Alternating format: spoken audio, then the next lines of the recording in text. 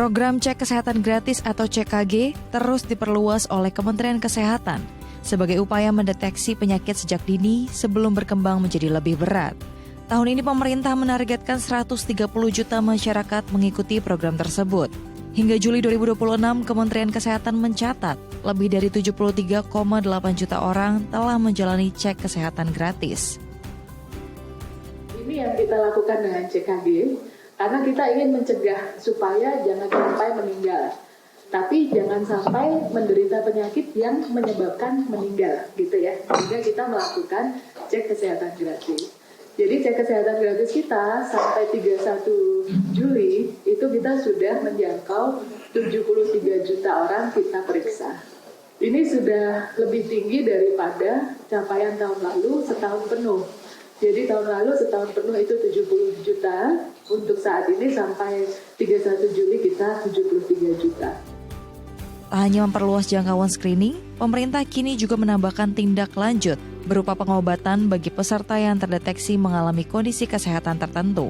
Peserta dengan hasil pemeriksaan hipertensi, gula darah tinggi, dan kolesterol akan mendapatkan obat gratis selama 15 hari sebagai terapi awal.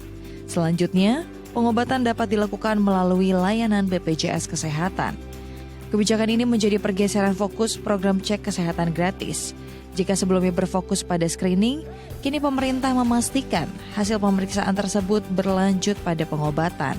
Pemerintah memfokuskan langkah ini pada 3 kondisi kesehatan tersebut, yang menjadi faktor risiko berbagai penyakit serius apabila tidak dikendalikan sejak dini. Kita akan konsentrasi ke 3 dulu, yaitu mengobati tekanan darah yang tinggi, mengobati gula darah yang tinggi, dan mengobati lemak darah atau kolesterol yang tinggi. Kenapa 3 ini dulu? Karena kalau 3 ini bisa kita kendalikan, itu penyakit stroke, jantung, ginjal, itu 3 dari 4 penyakit pembunuh utama. Karena targetnya saya dari Bapak Presiden Prabowo adalah menaikkan rata-rata usia hidup dari 72 ke 76. Indonesia itu 72. Sekarang udah naik 74 ya. Nanti mau 2029 targetnya umurnya 76 ya. Saya 62 tahun, 76 kan tinggal 14 tahun lagi. Tapi kalau di luar negeri 84 tahun, rata-rata di Jepang kan usianya bisa lebih panjang. Kan kita semua pengen usia panjang. Yang targetnya untuk menjadi itu, dan karena stroke, jantung, ginjal adalah pembunuh utama, jadi kalau 3 ini kita bisa turunkan, cita-cita kita untuk menaikkan rata-rata usia hidup Indonesia. Langkah ini dilakukan karena masih banyak masyarakat baru mengetahui penyakitnya setelah kondisi memburuk. Akibatnya, penanganan seringkali terlambat dilakukan. Padahal, ketiga kondisi tersebut dapat dikendalikan apabila terdeteksi dan ditangani lebih awal. Melalui penguatan program CKG, pemerintah berupaya mendorong masyarakat agar tidak takut melakukan pemeriksaan kesehatan.